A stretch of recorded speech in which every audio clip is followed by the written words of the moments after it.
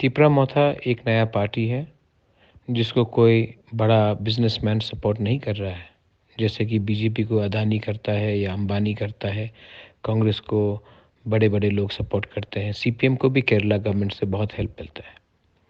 तिपरा मोथा ने किसी पार्टी के संग कॉम्प्रोमाइज़ नहीं किया, पैसा नहीं दिया, इसी के लिए आज अकेला विदाउट अलायंस हम लड़ रहे हैं। हमने अपना बैंक अकाउंट खोला है और मैं सब तिपरासा को और हमारे शुभचिंतक जो त्रिपुरा से हैं, बाहर से भी हैं, उनको इस अकाउंट नंबर में थोड़ा-सा डोनेट करके हमें सपोर्ट करने के लिए मैं रिक्वेस्ट कर रहा हूँ।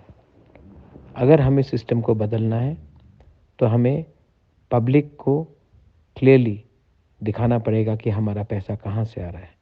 और ये बैंक अकाउंट हमने खोल के आप सबको ऑफ़र किया है कि आप लोग इसमें शामिल होइए, ये आपका पार्टी है, आप डोनेट कीजिए और हमें क्लीन वे से इस इलेक्शन में जीतने का एक मौका दीजिए।